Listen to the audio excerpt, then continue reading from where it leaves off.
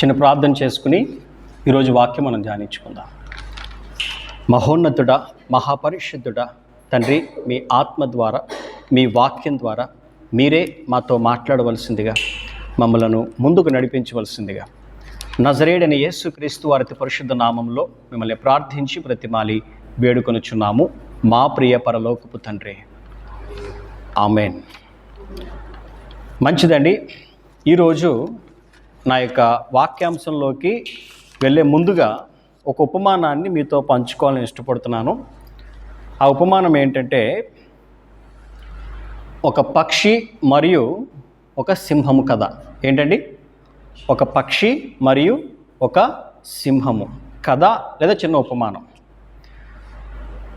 ఒక అడవిలో ఒక చిన్న పక్షి తన ముగ్గురు పిల్లలతో కలిసి జీవిస్తూ ఉందండి. ఆ చిన్న పక్షి ఏం చేసిందంటే, ఎంతో కష్టపడి, ఎంతో ప్రయాసపడి ఒక చిన్న గూడు కట్టుకుని అందులో తాను ఉంటూ తన పిల్లల్ని కూడా ఆ గూడులో జాగ్రత్తగా ఉంచిందనమాట. కానీ ఒకరోజు ఆ అడవిలో ఒక పెద్ద తుఫాను, పెద్ద వర్షం వచ్చింది.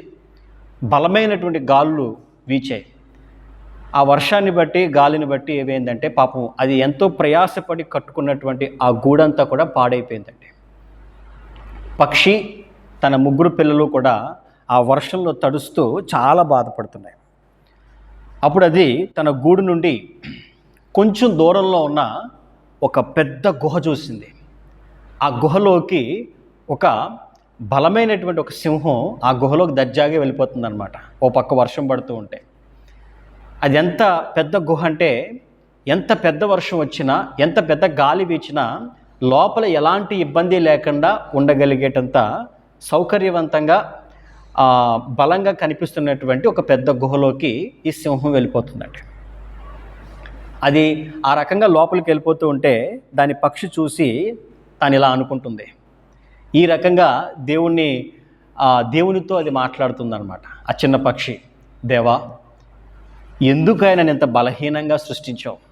ఎందుకని నన్ను ఇంత చిన్నగా, ఇంత బలహీనమైనటువంటి ఒక పక్షిగా నన్ను సృష్టించావు? ఇదిగో చూడు, నేను ఎంతో కష్టపడి ఒక గూడును కట్టుకుంటే ఈ వర్షానికి, ఈ గాలికి ఆ గూడంతా పాడైపోయింది. అదిగో ఆ సింహం చూడు, ఎంతో దర్జాగా, అది ఏమీ కట్టుకోలేదు, ఏమీ చేయలేదు, ఆ గుహలోకి దర్జాగా వెళ్ళిపోయి ఎంతో హాయిగా, ప్రశాంతంగా ఉంటుంది అని చెప్పి దేవునితో మాట్లాడడం మొదలుపెట్టిందండి. సరే,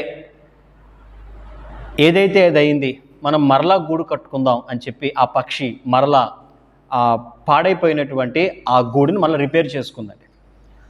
సో అది మొత్తం రిపేర్ చేసుకుని మరలా తాను తన ముగ్గురు పిల్లలతో ఉంటుంది.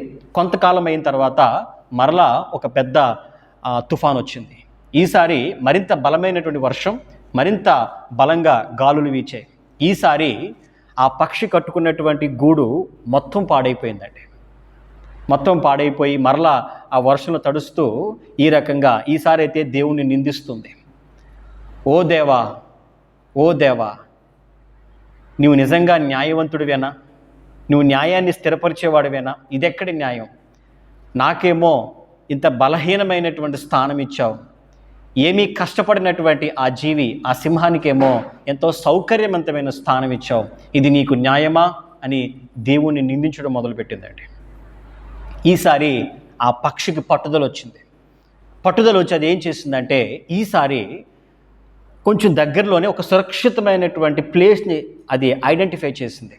ఐడెంటిఫై చేసి అక్కడ ఈసారి చాలా బలమైనటువంటి ఒక గూడును కట్టుకుందండి. ఒక సెక్యూర్ ప్లేస్ సెలెక్ట్ చేసుకుని అక్కడ ఒక బలమైనటువంటి గూడు కట్టుకుని ఈసారి ఆ పక్షి తన ముగ్గురు పిల్లలు కూడా అక్కడ మరలా జీవిస్తున్నాయి. మరలా కొంతకాలం అయ్యేటప్పటికీ ఈసారి ఒక మహా పెద్ద తుఫాన్ వచ్చిందండి. ఇంకా బలమైనటువంటి గాలులు వీస్తున్నాయి, బలంగా వర్షం పడుతుంది. ఈ పక్షి ఒక చాలా సేఫ్ ప్లేస్లో అది గూడు కట్టుకోవడం వల్ల ఎంత బలంగా గాలి వీస్తున్నా ఆ చెట్టు కొమ్మల మధ్యలో ఉండడం వల్ల దానికి ఎలాంటి ఇబ్బంది కలగట్లేదు. అది దూరంగా ఆ కేవ్ని, అంటే ఆ గుహను చూస్తుందన్నమాట. ఆ పక్షి ఆ గుహను చూస్తుండగానే కొండ మీద నుండి ఒక పెద్ద రాయి వచ్చి ఆ గుహ మీద పడిందండి. పెద్ద బండరాయి ఆ గుహ మీద పడగానే ఆ గుహ అంతా కూడా ముక్కలు ముక్కలైపోయింది. అప్పటి వరకు ఎంతో బలంగా, దృఢంగా, సౌకర్యవంతంగా కనిపించినటువంటి ఆ గుహ క్షణాల్లో మొత్తం కూలిపోయింది. అందులో ఎంతో కాలంగా నివసిస్తున్నటువంటి సింహం అక్కడికక్కడే చనిపోయింది. ఇదంతా కూడా పక్షి తన కళ్ళతో చూస్తుందండి. ఈసారి ఆ పక్షి దేవునికి ప్రార్థన చేస్తుంది, ప్రభువా నన్ను క్షమించు, ఇంతకాలం నీవు నన్ను ఒక బలహీన ప్రాణిగా నన్ను సృష్టించావని, ఈ రీతిగా నన్ను శ్రమల పాలు చేయడానికి, నన్ను ఇబ్బందుల పాలు చేయడానికి నన్ను సృష్టించావని నేను అనుకుని ఎంతగానో నిందించాను. ఈ రీతిగా ఈ స్థానంలో నన్ను ఉంచకపోతే, ఒకవేళ ఆ స్థానం నాకు ఇచ్చుండుంటే నేను, నా 3 పిల్లలు అందులో పడి చనిపోయేవారు. మాకు నువ్వు ఆ స్థానం ఇవ్వలేదు.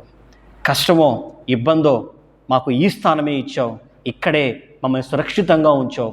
ఏ స్థానాన్ని చూసి నేను బాధపడ్డానో, ఏ స్థానాన్ని చూసి నేను వ్యసనపడ్డానో, మిమ్మల్ని నిందించానో, ఈరోజు అదే స్థానము, అదే స్థితి నన్ను రక్షించింది. నన్ను, నా బిడ్డలను అది సురక్షితంగా ఉంచింది. దీన్ని బట్టి మీకు కృతజ్ఞతలు ప్రభువా అని దేవునికి ప్రార్థన చేసిందండి. ఈరోజు ఈ ఉపమానం బట్టి మనం ఏం అర్థం చేసుకోవాలి? మనం తెలుసుకోవాల్సినటువంటి సత్యం ఏంటి? ఈరోజు నా యొక్క వాక్యాంశముగా నేను తీసుకుంటున్నటువంటి ఆ యొక్క అంశము స్థానము. ఏంటండి? స్థానము, పొజిషన్. దీన్ని పొజిషన్ అనొచ్చు, లేకపోతే ప్లేస్ అనవచ్చు, లేదా స్టేటస్ అని కూడా పిలవచ్చు. ఈ రోజుల్లో చాలామంది ప్రభువుని నిజరక్షకునిగా అంగీకరించిన వారు, విశ్వాసులు, క్రైస్తవులుగా పిలువబడుతున్న వారు ఈ పక్షిలాగే ఆలోచిస్తున్నారండి. వారు ఉన్నటువంటి ఆ యొక్క స్థితిని చూసుకుని, వారు పడుతున్నటువంటి ఆ యొక్క శ్రమలను చూసుకుని, వారు ఎదుర్కొంటున్నటువంటి ఆ యొక్క పరిస్థితులను చూసుకుని, వాటిని బట్టి లేదా ఇతరులతో పోల్చుకుంటూ తామున్నటువంటి స్థానాన్ని, తామున్నటువంటి స్థితిని చూసుకుని ఎంతగానో బాధపడుతున్నారు, ఎంతగానో వేదన చెందుతున్నారు. పైపెచ్చు కొంతమంది అయితే దేవుణ్ణి నిందించేవారు కూడా లేకపోలేదు.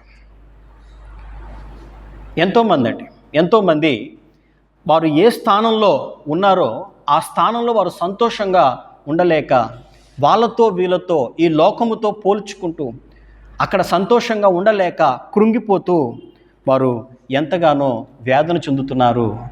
దేవునికి ఎంత మాత్రం కృతజ్ఞతలు తెలియజేసేవారుగా కాక దేవుణ్ణి నిందించేవారుగా వారు ఉంటున్నారు. ఎవ్వరు ఏమనుకున్నా ఒక్కటి మాత్రం వాస్తవం అండి, మనల్ని సృష్టించిన దేవుడు, మనల్ని రూపించిన దేవుడు, ఆయన మన గూర్చి చేసేటువంటి ప్రతి ఆలోచన, ప్రతి తలంపు, ప్రతి ఉద్దేశము అది మన మేలు కొరకే కానీ మనల్ని నాశనం చేయడానికి మాత్రం కాదు. మనల్ని సురక్షితంగా ఉంచడం కోసమే కానీ మనల్ని పాడు చేయడానికి కాదు.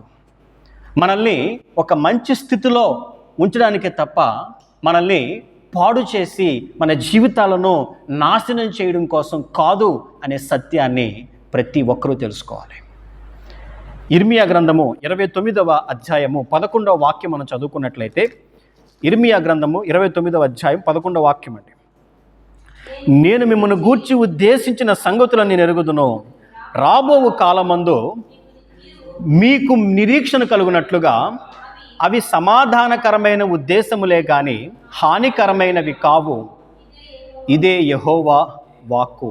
ఇక్కడ ఈ వాక్యలో స్పష్టంగా రాయబడిందండి. ఇక్కడ ప్రభు చెప్తున్నటువంటి మాట, మీ నిమిత్తము నేను ఉద్దేశించిన ప్రతి సంగతి, మీ నిమిత్తము నేను ఆలోచిస్తున్న ఆ యొక్క ప్రతి ప్రణాళిక, అదంతా కూడా ఎందుకు? రాబో కాలమందు మీకు మేలు కలుగుట కొరకు, మీకు సమాధానము కలుగుట కొరకే తప్ప మిమ్మల్ని నాశనం చేయడానికి కాదు నా కుమారుడా, నా కుమార్తె అని చెప్పి ఇక్కడ దేవుడు ఆయన వాక్యం ద్వారా ఎంతో స్పష్టంగా తెలియచేస్తూ ఉన్నాడు. స్టిల్ ఇంకా కూడా దేవుణ్ణి నిందించేవారు, దేవుణ్ణి వారి జీవితాలు ఎదుర్కొన్నటువంటి ఆ యొక్క పరిస్థితులను బట్టి, ఇబ్బందులను బట్టి మరి దేవుణ్ణి నిందించేవారు లేకపోలేదండి. మీకు ఒక చిన్న ఎగ్జాంపుల్ చెప్తాను. ఏంటంటే, ఒక కుటుంబంలో తల్లి, తండ్రి, వారికి ఒక కుమారుడు అండి. ఈ కుమారుడు యవ్వన కాలం వరకు బాగానే ఉన్నాడు. యవ్వనంలో ప్రవేశించిన తర్వాత చెడు సహవాసాలు బట్టి ఏం చేస్తున్నాడంటే జులాయిగా తిరుగుతున్నాడండి. చదువుకోకుండా బాధ్యత లేకుండా తన ఇష్టానుసారంగా తిరుగుతున్నాడు. బ్యాడ్ హ్యాబిట్స్ కూడా నేర్చుకోవడం మొదలు పెడుతున్నాడు అనమాట. ఈ తల్లిదండ్రులు కూడా ప్రార్థన చేస్తున్నారు. అయ్యో ప్రభువా, ఒక్కగానొక బిడ్డనిచ్చావు, ఆ బిడ్డ బాల్యంలో ఎంతో చక్కగా భక్తిపరుడుగా ఉండేవాడు, ఇప్పుడు యవ్వనంలోకి ప్రవేశించిన తర్వాత ఫ్రెండ్స్తో వాళ్ళతో తిరుగుతూ చెడిపోతున్నాడయ్యా, ఆ బిడ్డ భవిష్యత్తును బాగు చేయి నాయనా అని చెప్పి వాళ్ళు దేవుణ్ణి ప్రతిరోజు ప్రార్థన చేసుకుంటూ వస్తున్నారండి. ఏమండి, ప్రార్థన చేసుకుంటూ వస్తుంటే ఆ కొడుకు ఇంకా చెడ్డవాడిగా ఇంకా దిగజారిపోతూ ఉన్నాడనమాట. ఒక పక్క నుంచి భార్య, ఏంటండి మనం దేవుణ్ణి ప్రార్థన చేస్తున్నాం, ఇంకా దేవుడు కార్యం చేయకపోగా వాడు ఇంకా దిగజారిపోతున్నాడు, ఇంకా చెడ్డవాడిగా తయారవుతున్నాడు. ఏంటంటే భర్త అంటున్నాడు, నువ్వు ఓపిక పట్టు, నువ్వు ఏమాత్రం కంగారు పడద్దు, ప్రభువు ఆయన కార్యం ఆయన చేస్తాడు అని చెప్పి. కొన్ని రోజులు అయ్యేటప్పటికీ ఆ కొడుకు ఏం చేశాడంటే, నాకు ఒక బైక్ మీరు కొనాలి, కొనకపోతే కుదరదు అని చెప్పి చాలా గట్టిగా ఇంట్లో గొడవ పెట్టాడండి. మీరు ఏం చేస్తారో నాకు తెలియదు, నా ఫ్రెండ్స్ అందరికీ బైక్స్ ఉన్నాయి, నాకు కూడా పెద్ద బైక్ కావాలి అని చెప్పి అడిగాడు అనమాట. కొనకపోతే కుదరదని చెప్పి కూర్చున్నాడు. ఇప్పుడు తల్లిదండ్రులు కూడా మరలా దేవుణ్ణి ప్రార్థన చేస్తున్నారు. ఓ పక్క తల్లి అంటుంది, ఏంటంటే మనం దేవుణ్ణి ప్రార్థన చేస్తున్నాం, ఇంకా దేవుడు కార్యం చేయకపోగా మరలా బండి కావాలంటున్నాడు అని అంటే, భర్త అంటున్నాడు, నువ్వు ఓపిక పట్టు, దేవుడు ఆయన కార్యాన్ని తగిన సమయంలో చేస్తాడని చెప్పి. తండ్రి మొత్తానికి అప్పు చేసి ఒక బైక్ కొన్నాడండి. తండ్రి బాధ అంతా బైక్ కొనడం కోసం కాదు, ఈ బైక్ మీద ఇష్టానుసారంగా డ్రైవ్ చేసి ఎక్కడ తన కొడుకు ప్రమాదాన్ని కొని తెచ్చుకుంటాడో అని చెప్పి తండ్రి బాధ అనమాట. మొత్తానికైతే అప్పు చేసి అది చేసి ఒక బైక్ అయితే కొడుకు కొన్నాడు. ఇప్పుడు ఈ బైక్ కొనుక్కున్నటువంటి ఈ కుమారుడు ఏం చేశాడంటే ఆ బైక్ మీద వెళ్ళడం ప్రారంభించాడండి. బైక్ కొన్న 10 డేస్కే ఆ యవ్వనస్తుడు బైక్ మీద ఫాస్ట్గా వెళ్ళి ఒకచోట స్కిడ్ అయి పడిపోయాడు. పడిపోగానే అక్కడికక్కడే ఆ యవ్వనస్తుడి కాలు విరిగిపోయిందండి, కాలు బ్రేక్ అయిపోయిందనమాట. ఈసారి ఒక పక్క పేరెంట్స్ ఇద్దరు ప్రార్థన చేస్తూ ఉన్నారు. ప్రార్థన చేస్తూ ఉంటే కొడుకు ఏమైందండి, యాక్సిడెంట్ అయింది. ఇప్పుడు కొడుకు మంచం మీద ఉన్నాడనమాట. ఇంకా తల్లికి కోపం ఆగలేదు. ఏంటండి దేవుడు దేవుడు అని చెప్పి ఎప్పటి నుంచో ప్రార్థన చేస్తున్నాం, వాడు మారకపోగా ఇంకా చెడ్డవాడుగా తయారయ్యాడు, బైక్ కావాలన్నాడు, పోనీ అప్పు చేసి బైక్ కొంటే కాళ్ళు విరిగిపోయిన స్థితిలో ఈరోజు మంచం మీద పడున్నాడు, ఏంటి దేవుడు, ఆయన ఏం చేశాడు, ఆయన ఏమీ చేయలేదు అని చెప్పి ఒక పక్క తల్లి తన ఆవేదన అంతా కూడా చెప్తూ ఉందండి. కానీ ఆశ్చర్యకరమైన విషయం ఏంటంటే ఆ యవ్వనస్తుడు కాలు విరిగిపోయిన స్థితిలో మంచం మీద ఉన్నప్పుడు అప్పటి వరకు తన చుట్టూ ఉన్న స్నేహితులు ఎవ్వరూ కూడా తను మంచం మీద ఉన్నప్పుడు ఎవ్వరూ ఇంటికి రాలేదు, కనీసం పలకరించేదానికి కూడా ఎవ్వరూ రాలేదండి. అక్కడే ఆ యవ్వనస్తుడిలో మార్పు వచ్చింది. ఇంతకాలం నేను ఇష్టానుసారంగా తిరిగినప్పుడు నాతో ఉన్న నా స్నేహితులు నేను కష్టంలో ఉన్నప్పుడు ఇబ్బందుల్లో ఉన్నప్పుడు నన్ను విడిచిపెట్టేశారు. నాతో అప్పుడు ఇప్పుడు ఉన్నది నా తల్లిదండ్రులు మాత్రమే, నా దేవుడు మాత్రమే అనే సత్యాన్ని ఆ వ్యక్తి తెలుసుకున్నాడు. పూర్తిగా ఆరోగ్యం బాగైన తర్వాత ఆ బండి తాళాలను తీసుకొచ్చి తన తండ్రి చేతిలో పెట్టి తండ్రి పాదాల మీద పడి కన్నీటితో ఏడవడం మొదలుపెట్టాడు.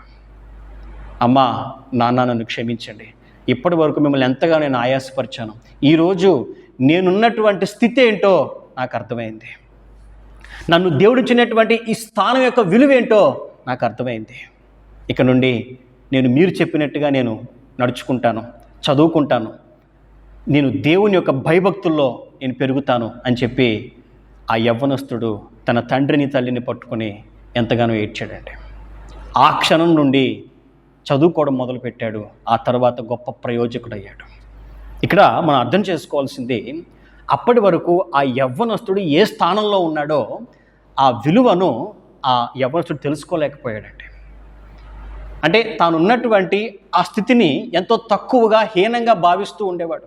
తల్లి అంటే గౌరవం లేదు, తండ్రి అంటే ప్రేమ లేకుండా ఇష్టానుసారంగా జీవిస్తూ ఉన్నాడు. ఎప్పుడైతే దేవుడు తనకి ఆ విలువను తెలియజేశాడో ఆ వ్యక్తి తాను ఉన్నటువంటి స్థానం యొక్క విలువను తెలుసుకున్నాడండి. అప్పటి నుంచి తన జీవితాన్ని కట్టుకోవడం మొదలుపెట్టాడు. ఈరోజు ఈ వాక్యం వింటున్నవారు బహుశా కొంతమంది ఈ రీతిగా బాధపడుతున్నారేమో, ప్రభువా నేను ఎందుకు ఈ స్థానంలో ఉంచావు, నన్ను ఎందుకు ఇలాంటి ఒక పేదరికంలో ఉంచావు, నన్ను ఎందుకు ఇలాంటి ఒక క్లిష్ట పరిస్థితుల్లో నన్ను ఉంచావు, నాకెందుకు ఈ ఇబ్బందులు, నాకెందుకు ఈ శ్రమలు, నాకెందుకు ఈ బాధలు అని చెప్పి బహుశా కొంతమంది బాధపడుతున్నారేమో. దేవుడు మీతోనే మాట్లాడుతున్నాడు. మీరున్నటువంటి ఈ స్థానము మీ మేలు కొరకు మాత్రమే. హల్లెలూయా. మిమ్మల్ని ఇంకా అభివృద్ధి చేయడం కోసం మాత్రమే. మీరున్నటువంటి ఈ స్థానము, మీరున్నటువంటి ఈ స్థితి మీ జీవితాలను మరింత ఉన్నతంగా మార్చడం కొరకే అనే సత్యాన్ని మనం తెలుసుకోవాలంటే, ఎప్పుడైతే దాని విలువ మనం తెలుసుకుంటామో నిజంగా మనం దేవుణ్ణి మన హృదయపూర్వకంగా మనం దేవుని స్తుతించగలుగుతాం. హల్లెలూయా. బైబిల్లో కూడా కొంతమంది దేవుడు వారికి ఇచ్చినటువంటి స్థానం యొక్క విలువను వారు గ్రహించలేక, దాని గొప్పతనాన్ని తెలుసుకోలేక స్వార్థపరులుగా మారి, అసూయపరులుగా మారి తమకు దేవుడిచ్చిన స్థానాన్ని వారు కోల్పోయారండి. ఉదాహరణకి మనకి బాగా తెలిసినటువంటి రాజైన సౌలుని తీసుకుందాం. ఈ రాజైన సౌలు తన జీవితంలో ఎన్నడూ తను ఊహించినటువంటి ఒక స్థానంలో దేవుడు సౌలును ఉంచాడు. ఏ స్థానం అనేది? ఇజ్రాయెల్ అందరికీ కూడా ఒక మహారాజుగా దేవుడు ఒక గొప్ప స్థానాన్ని రాజైనటువంటి సౌలుకు దేవుడు దయచేశాడు, ఉచితముగా దయచేశాడండి. కానీ దేవుడిచ్చినటువంటి ఆ స్థానంలో రాజైన సౌలు నమ్మకంగా ఉండలేకపోయాడు. దేవుని ఆజ్ఞకు లోబడి జీవించలేకపోయాడు. దేవుడిచ్చినటువంటి ఆ స్థానాన్ని తన అవిధేయత ద్వారా, తన అసత్యపు మాటల ద్వారా, తన స్వార్థం ద్వారా ఆ స్థానాన్ని కోల్పోయాడండి. ఏమైందండి తర్వాత? తన రాజ్యాన్ని కోల్పోయాడు, దేవుని అనుగ్రహాన్ని కోల్పోయాడు. రాజ్యం రాజైన సౌలు నుండి దావీదు చేతుల్లోకి వెళ్ళిపోయింది. ఆ తర్వాత తన ప్రాణాలను కూడా కోల్పోయాడు. మరొక ఉదాహరణ, 12 మంది అపోస్తలుల్లో ఒకనిగా పిలువబడిన ఇస్కరియోతు యూదా. నిజంగా ఈ భూమి మీద ఎంత ఉన్నతమైన ఆశీర్వాదమోనండి అది. యేసుక్రీస్తు ప్రభు యొక్క 12 మంది అపోస్తలుల్లో ఒకనిగా పిలువబడినటువంటి ఈ ఇస్కరియోతు యూదా ధనాపేక్ష కలిగిన వాడై తానున్నటువంటి స్థానాన్ని నాశనం చేసుకున్నాడు.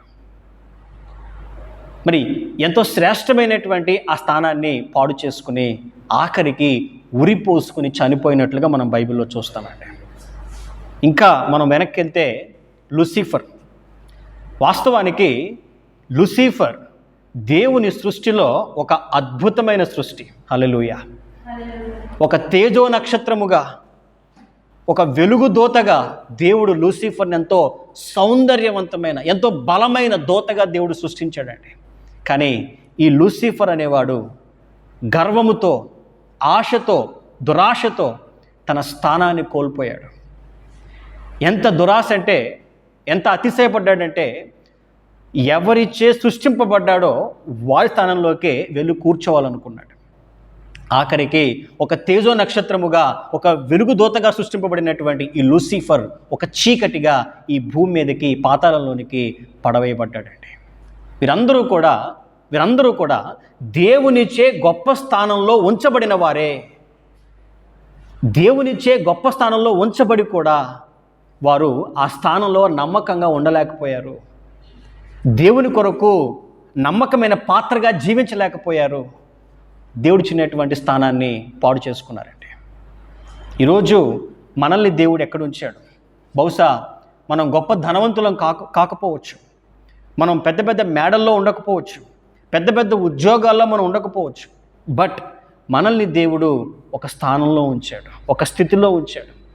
ఆయన ఉంచినటువంటి ఆ స్థానంలో, ఆ స్థితిలో మనం నమ్మకంగా దేవుని కొరకు మనం జీవించగలుగుతున్నామా? దేవుడు చెబుతున్నటువంటి ఆయన వాక్యం ద్వారా మనము మన జీవితాన్ని ముందుకు తీసుకెళ్ళగలుగుతున్నామా?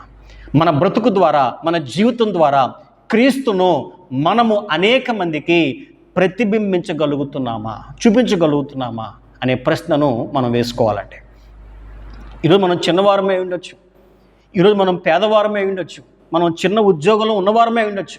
కానీ మనల్ని దేవుడు ఏ స్థానంలో ఉంచాడో అక్కడ మనం నమ్మకంగా ఉండగలిగితే రేపటి రోజున మనల్ని దేవుడు ఉన్నతంగా ఉంచుతాడు. హల్లెలూయా. ఉదాహరణకి బైబిల్లో మీరు యోసేపుని తీసుకోండి. ఈ యాకోబు కుమారుడైనటువంటి యోసేపుని దేవుడు ఎక్కడ ఉంచాడు? ఒక బానిసగా ఉంచాడండి. అది చిన్న ఉద్యోగం కాదు, పెద్ద ఉద్యోగం కాదు, అసలు స్థానమే కాదు, ఒక బానిసగా ఉంచాడండి. ఆ బానిసత్వపు సంఖ్యలలో కూడా యోసేపు నమ్మకంగా ఉన్నాడు. ఏ స్థానంలో దేవుడు ఉంచాడో ఆ స్థానంలో ఎంతో గొప్ప పేరు తెచ్చుకున్నాడు. మంచి వ్యక్తిగా గొప్ప సాక్ష్యం కలిగి జీవించాడు. ఆఖరికి అదే రాజ్యానికి ప్రధానమంత్రి అయి కూర్చున్నాడండి. హల్లెలూయా. అది ఒక స్థానం నిలబెట్టుకోవడం అంటే. మరొక వ్యక్తి దానియేలు మనం తీసుకుందాం. దానియేలు ఎవరండి? ఆయన ఒక రాజు కాదు, రాజు తర్వాత ప్రధానమంత్రి కాదు, ఒక బానిసగా ఒక రాజ్యానికి తీసుకెళ్ళబడినటువంటి ఒక వ్యక్తి. అలాంటి ఆ బానిసత్వపు స్థితిలో దానియేలు ఎంతో నమ్మకంగా ఉన్నాడండి. దేవుని యొక్క దర్శనాలను పొందుకునేంత యథార్థంగా జీవించాడు, అంత పవిత్రంగా జీవించాడేమో అదే రాజ్యంలో ఉన్నత స్థితిలో దేవుడు దానియేలును ఉంచాడు. అదేవిధంగా దావీదు గొర్రెల కాపరిగా, ఏమంటే గొర్రెల కాపరిని ఎవరన్నా అసలు విలువ ఉంటుందా అండి? అసలు ఎవరన్నా గొర్రెల కాపరిని ఎవరన్నా పట్టించుకుంటారా? అలాంటి ఒక గొర్రెల కాపరిగా ఉన్నటువంటి దావీదు తానున్నటువంటి స్థానంలో గొర్రెలు కాచే పనులు ఎంత నమ్మకంగా ఉన్నాడండి. ఒక గొర్రె కొరకు సింహంతో పోరాడాడు, ఒక గొర్రె కొరకు ఎలుగుబంటితో పోరాడాడు, వాటి నొలలో నుండి ఆ గొర్రెను కాపాడాడు. అంటే దాని అర్థం ఏంటి? దేవుడు ఏ స్థానంలో దావీదును ఉంచాడో ఆ స్థానంలో దావీదు ఎంతో నమ్మకంగా ఉన్నాడు. నమ్మకంగా ఉన్నాడేమో ఉమ్మడి ఇజ్రాయేలుకు మహారాజుగా, ఆ తదుపరి చక్రవర్తిగా దేవుడు చేశాడు. దీనికి కారణం ఏంటి? దేవుడిచ్చినటువంటి ఆ స్థానంలో, ఆ చిన్న స్థానంలో తన సాక్ష్యాన్ని, విశ్వాసాన్ని నిలబెట్టుకున్నాడు. హల్లెలూయా. ఈరోజు మన జీవితాలు ఏ విధంగా ఉన్నాయండి? మనం వారిని వీరిని చూసి బాధపడవలసిన అవసరం లేదు, చింతించవలసిన అవసరం లేదండి. ఎందుకో చెప్పమంటారా? హెచ్చు అనేది తూర్పు నుండి రాదు, పడమట నుండి రాదు, ఎక్కడి నుంచి రాదండి. ఒక వ్యక్తిని హెచ్చించాలన్నా, ఒక వ్యక్తిని తగ్గించాలన్నా అది దేవునికి మాత్రమే సాధ్యం. ఏ మనిషి మనల్ని హెచ్చించలేడు, ఏ మనిషి మనల్ని తగ్గించలేడు. మన క్రియలు, మన చర్యలు, మన మాటలు, మన ప్రవర్తన మనల్ని హెచ్చిస్తాయి, మనల్ని తగ్గిస్తాయి అనే సత్యం మనం తెలుసుకోవాలి. కాబట్టి మనం ఆరాధిస్తున్నటువంటి మన దేవుడు మనల్ని ఎక్కడ ఉంచితే అక్కడ మనం దేవుని కొరకు నమ్మకంగా జీవిద్దాం. దేవుని వాక్యాన్ని మన హృదయంలో పెట్టుకుందాం.